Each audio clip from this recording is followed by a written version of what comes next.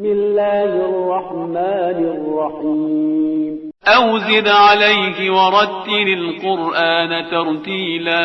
बिस्मिल्लाहिर्रहमानिर्रहीम। व्यूअर्स, अस्सलाम वालेकुम वरहमतुल्लाहि वबरकातुहू। आज फिर से मैं आपको कुरान मजीद सिखाने आई हूँ, सही मखरज और सही तजवीद के साथ।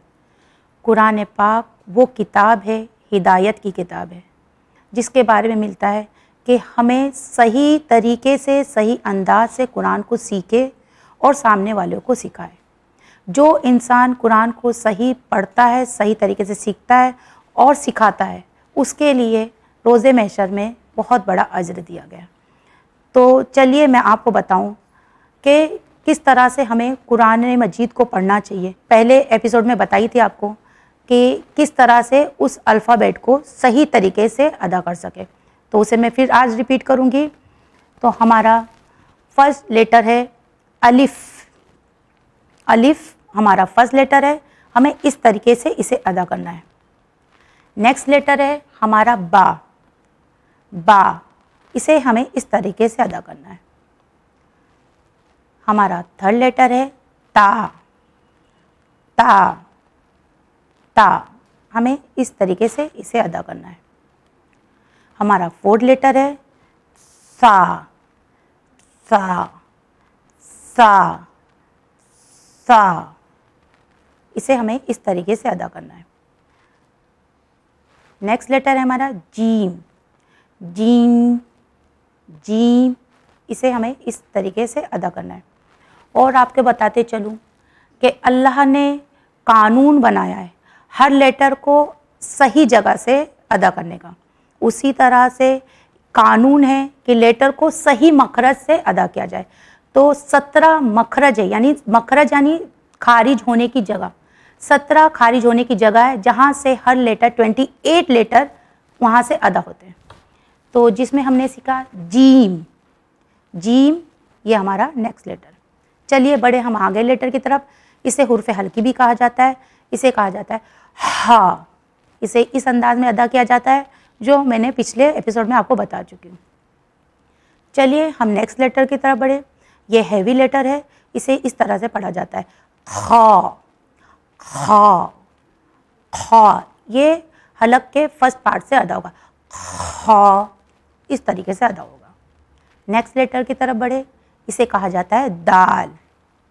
दाल, दाल। चलिए नेक्स्ट लेटर की तरफ बढ़े। दाल, दाल। आइए हम नेक्स्ट लेटर की तरफ बढ़े। रॉ।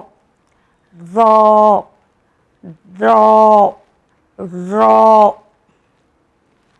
दा, दा, दा, दा। चलिए हम नेक्स्ट लेटर की तरफ करें। सीन। सीन।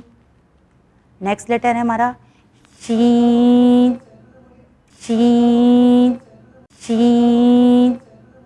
चलिए अब बढ़ते हैं हम नेक्स्ट लेटर की तरफ, जिसे सौद। सौद, इस तरीके से इसे अदा किया जाएगा। और हमारा नेक्स्ट लेटर है ज़ौद। ज़ौद, ये वाहिद एक लेटर है जिसका मखरज सबसे अलग है, जो ज़बान के किनारों को ऊपर के दांतों की दहाड़ों पे टच करके लगता है। ज़ौद। ज़ौद, ये हमारा नेक्स्ट लेटर है। चलिए आज हम नया लेटर सीखते हैं जिसे कहा जाता है तौ। तौ, तौ, ये तौ, ता, दाल। ता, दाल, तौ, ये 3 लेटर ऐसे हैं जो एक ही जगह से निकलते हैं। आपको बताते चलूँ, मखरज और तजवीद में फ़र्क ही इसे कहते हैं। मखरज खारिज होने की जगह, तजवीद साउंड को कहते हैं। जगह एक है निकलने की, मगर साउंड सबके अलग है, तीनों के अलग है। एक है ता, दाल, तौ। तौ, तौ, तौ, इस तरीके से ये लेटर निकला जाता है। चलिए हम नेक्स्ट लेटर की तरफ बढ़े, जिसे कहा जाता है ज़ो, ज़ो, ज़ो, ज़ो। ज़बान की किनारों को दोनों दांतों के बीच में लाकर ज़ो, जहाँ से हमने पहले वाले अल्फ़ाबेट को निकाला, सा, सा, सा, ज़ाल, ज़ो, सा, ज़ाल, ज़ो। यहाँ पे भी अल्फ़ाबेट 3 है मगर निकलने की जगह 1 है। इसे ही कहा जाता है मखरज और तजवीज़। चलिए हम फिर बढ़ते हैं नेक्स्ट लेटर की तरफ, जिसे कहा जाता है आइन। आइन, ये भी हुर्फ़े हल्की है।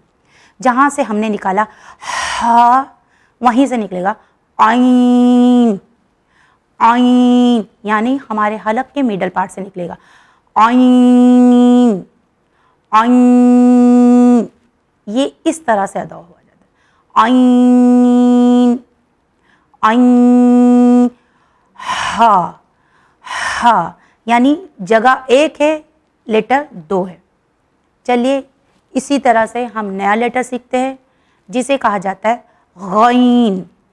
गईन, गईन, ये भी हुर्फ़े हल्की है और ये भी हैवी लेटर है। जिस तरह से खा, खा, खा, उसी तरह से गईन, गईन, गईन। ये हैवी लेटर है जो हमारे हलक के फर्स्ट पार्ट से निकलता है, गईन, गईन, गईन। चलिए फिर हम बढ़ते हैं अपने नेक्स्ट लेटर की तरफ, जिसे कहा जाता है फा। फा, फा, फा, फा। ये वो लेटर है जो ऊपर के 2 दांत हमारे लिप के गीले पार्ट से निकलते हैं। फा, नमी या होठ के नमी से निकलेंगे। फा, फा, फा, फा। ये हमारा लेटर है जिसे सही मखरज और सही तजवीज़ से अदा करना है। फा, हम इसे पढ़ते हैं फे और फा बोल देते हैं, नहीं गलत हो जाएगा। इसे पढ़ना है फा, फा। ये साउंड आना चाहिए तभी हमारी तजवीज़ राइट होगी। चलिए इसी अंदाज से हम बढ़ते हैं नए लेटर की तरफ, जिसे कहा जाता है कॉफ। कॉफ, कॉफ। ये ज़बान का आखिरी हिस्सा कहा जाए, उसे तालू पे टच करना, तालू से टच करके ये लेटर अदा होता है, जिसे कहा जाता है कॉफ। कॉफ, ये भी हैवी लेटर है जिसे पढ़ने से पूरा मुंह गोल हो जाता है और भर जाता है। कॉफ, कॉफ, कॉफ, कॉफ। आप देखते होंगे इसमें फा साइलेंट हो रहा है। कॉफ, हम नॉर्मल पढ़ते हैं काफ, नहीं कॉफ, कॉफ। आइए हम फिर बढ़े हमारे नेक्स्ट लेटर की तरफ, जिसे कहा जाता है काफ। काफ, काफ, काफ।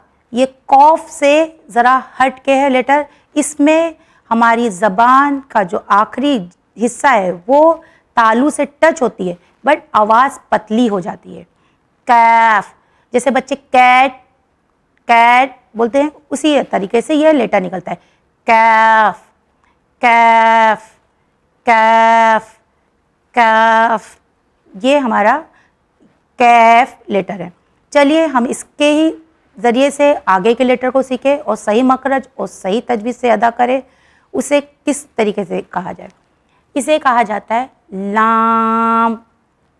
लाम, आपको बताते चलूँ, जहाँ से हमने निकाला था रॉ, वहीं से याद होगा लाम, यानी ज़बान की नोक को सामने वाले दांतों की जड़ से मिलाकर अदा होता है।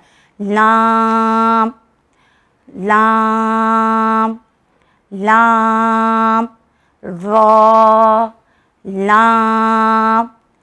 ये इस अंदाज से अदा किया जाता है। देखिए जगह 1 है मगर दोनों के साउंड अलग है। आइए फिर बढ़े हम नेक्स्ट लेटर की तरफ, जिसे कहा जाता है मीम। Meme, meme.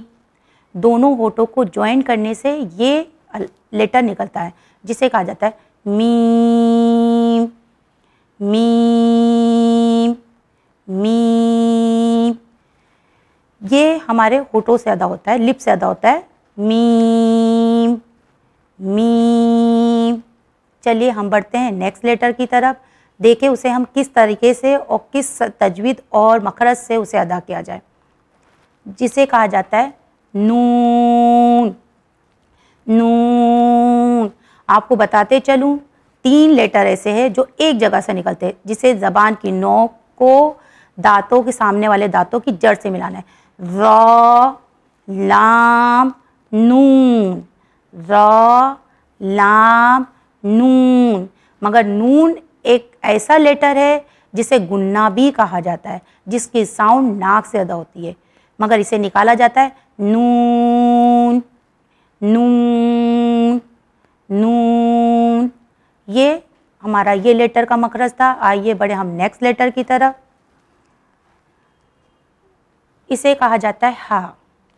हा, ये नॉर्मल है, ये भी हुर्फ हल्की है, मगर इसे हलक के लास्ट पार्ट से निकला जाता है हा।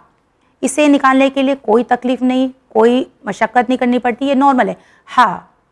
हा, इसे इस अंदाज से पढ़ा जाता है हा। हा, आइए हम फिर बढ़े नेक्स्ट लेटर की तरफ। इसे कहा जाता है वाव। वाव, ये होठों की गोलाई से अदा होता है वाव वाव वाव।